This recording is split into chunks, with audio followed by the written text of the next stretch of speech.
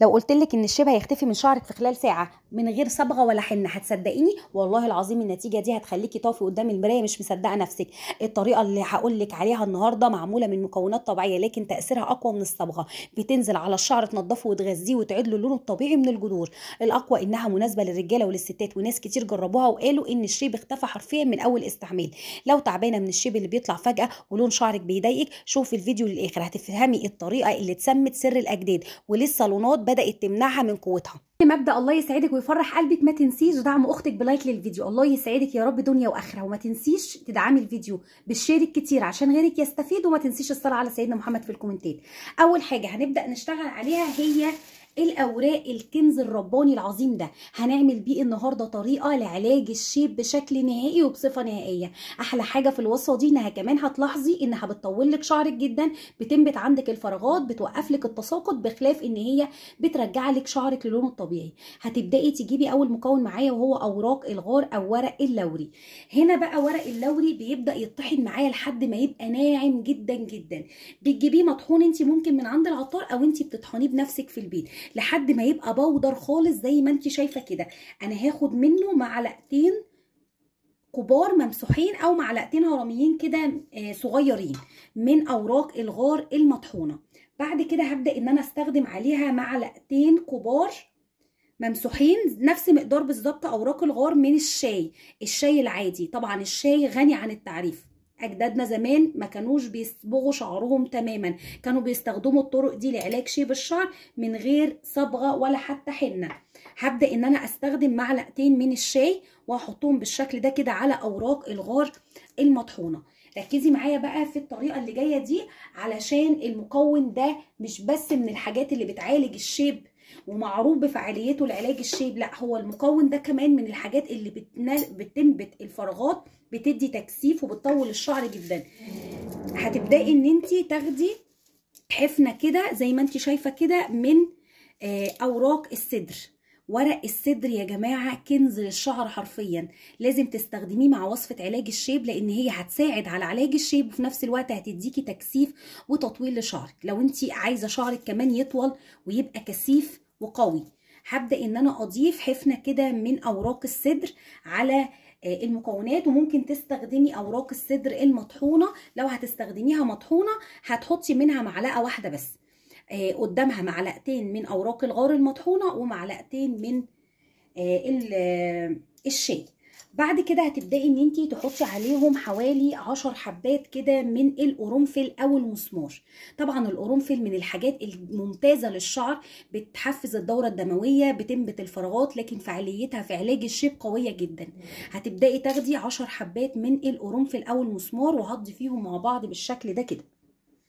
بصي هقولك على حاجه، في مكون انا هضيفه دلوقتي هو ملوش علاقه بالشيب، لكن العلاقه فيه ان هو بيخلي الشعرايه ناعمه جدا وما تنشفش معاكي وبيطول طبعا الشعر. لكن هو انا هستخدم معلقه من بذور الكتان، ودي حاجه اضافيه اختياري، عايزه تحطيها عايزه، مش عايزه تحطيها ما تحطيهاش. لكن انا بالنسبه لي لما استخدمتها مع الطريقه دي خلت الشعرايه ناعمه قوي قوي قوي زي الحرير، مع اختفاء الشيب طبعا ومع التطويل. فالافضل ان انت لو عندك بذور كتان او تقدري تجيبيه حطي معلقه، لان بذور الكتان كنز للناس اللي شعرها ناعم قوي مفرود من غير ما بتحط زيوت ومن غير ما بتستخدم كريمات.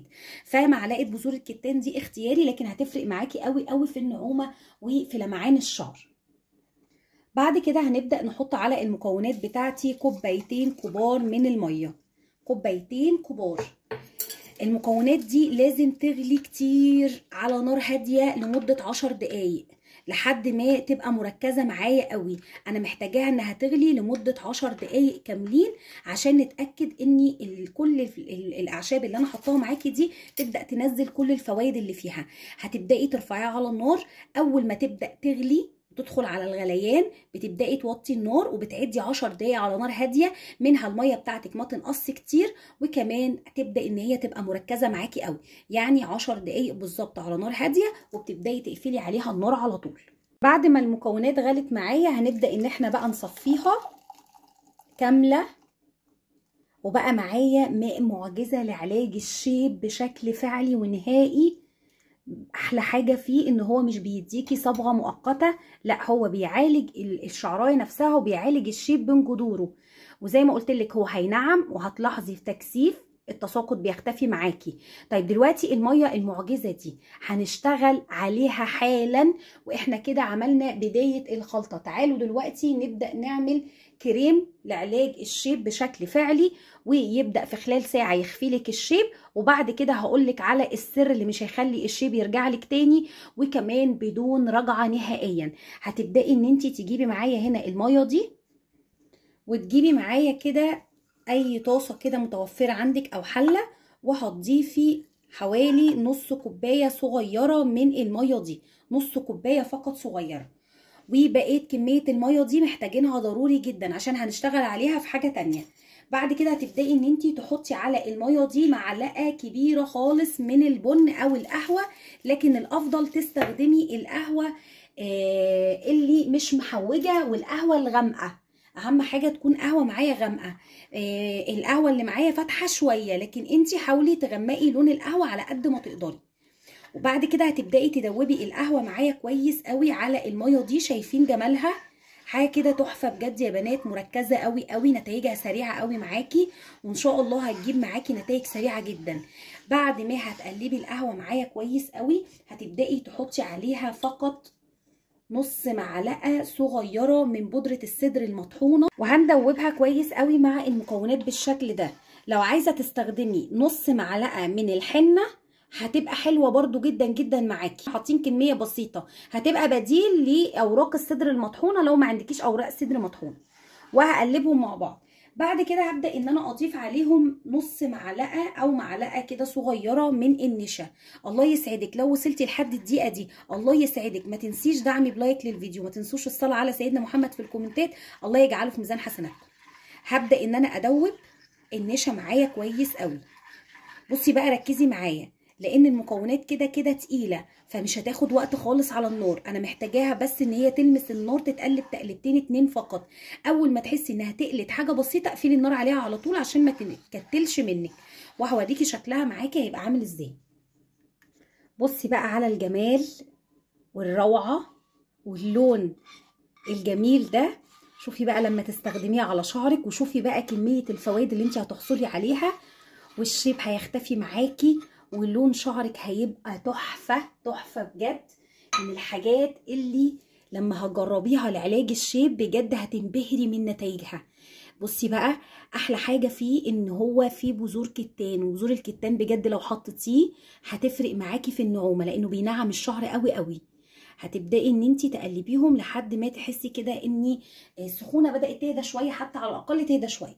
بعد كده تبداي تحطي عليهم معلقه صغيره من زيت الزيتون، او ممكن تستخدمي زيت اللوز، زيت جوز الهند، علشان نطري الشعر اكتر، وهي نخلي الشعريه تنعم معايا وتبقى لمعه اكتر.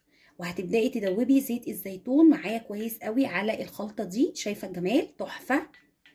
بصي بقى يا ست الكل، بعد ما هتقلبي زيت الزيتون هتبداي ان انت بقى يا ست الكل هتبداي تجيبي لي كيس كده، وتبداي تقفلي عليها وتسيبيها تلت ساعه كده تختمر مع بعضها. ما تكتريش عن تلت ساعه، تلت ساعه بس لازم تفضلي قافلاها بالكيس. وبعد كده بتبداي ان انت تشيلي الكيس، وبتاخدي الخلطه دي وبتبداي تفرديها على الشعر من الجذور للاطراف، وما تسيبيش ولا حته في شعرك كده، ولا جزء في شعرك مش محطوط فيه الكريم ده. وابداي سيبي الكريم ده على شعرك من ساعه لساعتين. طبعا لو سبتيه اطول من ساعه هيكون افضل واحسن بكتير. مستعجله عليها بعد ساعه اغسليه، لكن الافضل تسيبيه اكتر من ساعه، عشان كل ما المكونات دي هتقعد على الشعر اكتر كل ما هتديكي لون احسن واحلى. عايزه اقولك على معلومه مهمه قوي قوي. قبل ما تحطي الكريم ده على شعرك، لو انتي الشعر ابيض جامد وعايزاه الشيب يختفي منه واللون يثبت معاكي اكتر، هتحطي عصرة ليمونة، عصرة ليمونة او معلقة من خل التفاح. لو احترتي خالص حطي معلقة من الخل الابيض. ليه؟ علشان الخل او الليمون بيخلي اللون معايا يثبت اكتر، ودي حاجة حلوة قوي قوي. لو حطيتيها هتفرق جدا جدا معاكي. تمام. طيب دلوقتي احنا عملنا الكريم اللي احنا هنستخدمه لعلاج الشيب. تعالوا بقى دلوقتي هنعمل حاجة حلوة قوي قوي بالمية السحرية دي، وده شامبو ضد الشيب وضد التساقط، بيخفي الشيب بشكل فعلي. عايزة اقولك لو استخدمتي الشامبو ده مش هتعاني من الشيب، لانه بيفضل يرجع شعرك لون طبيعي، يغمق شعرك ويخفي الشيب. طول ما انت بتستخدميه شعرك مش هيبقى ابيض تماما، وكمان بيدي تكثيف وتغذيه للشعر. غير الاسبراي كمان اللي انا هقولك عليه، انت كده بتعملي حاجه كامله متكامله لعلاج الشيب من غير اي مليم، وكلها اعشاب طبيعيه مضمونه مش بتضر بالشعر خالص. هتبداي ان انت تاخدي شويه كده من الميه دي، يعني ممكن نقول نص الكميه عشان يبقى عندك كميه حلوه من الشامبو. بتقدري بقى ان انت خلاص انت حفظتي المكونات، بعد كده لو حبيتي تعملي الشامبو دوت بتعمليه بنفس المكونات اللي احنا عملناها او عملنا بيها الميه. هتبداي ان انت تاخدي معايا هنا الميه دي وتحطي عليها معلقه من اي نوع شامبو كده متوفر عندك، الشامبو اللي انت بتستخدميه لشعرك، وهتحطي معلقه كبيره منه على ربع الفنجان، معلقه كبيره من اي نوع شامبو كده متوفر عندك، وهتبداي تدوبيهم كويس قوي بالشكل ده الشامبو على الميه معايا. بعد كده بتبداي ان انت تحطي معلقه صغيره من القهوه وتقلبيها برضو كويس قوي. ده بقى كمان مستحيل مستحيل بعد ما تجربيه تلاقي شعرك بيقع او بيتساقط، لانه بيوقف لك التساقط الوراثي. حتى لو كان التساقط عندك وراثي بيوقف التساقط بشكل فعال جدا. هتبداي تدوبي كويس قوي، وبكده بقى عندك اقوى شامبو لعلاج الشيب، لانه معمول بالميه الاساسيه اللي احنا اشتغلنا عليها لعلاج الشيب. حطيه عندك في زجاجه ورجيه قبل الاستخدام. بتغسلي شعرك بيه مرتين في الاسبوع، وبتسيبيه تلت ساعه على الشعر وبعد كده بتغسليه. عايزه اقولك مش هتشوفي شعر ابيض بعد ما تستخدمي وتنتظمي على الشامبو ده. تلت ساعه بالظبط وبنشطف شعرنا. لو عايزه تكتري من كميه الرغوه بتكتري شويه من الشامبو. دلوقتي بقى معايا الاسبراي ده، والاسبراي ده انت هتستخدميه اسبوع كامل.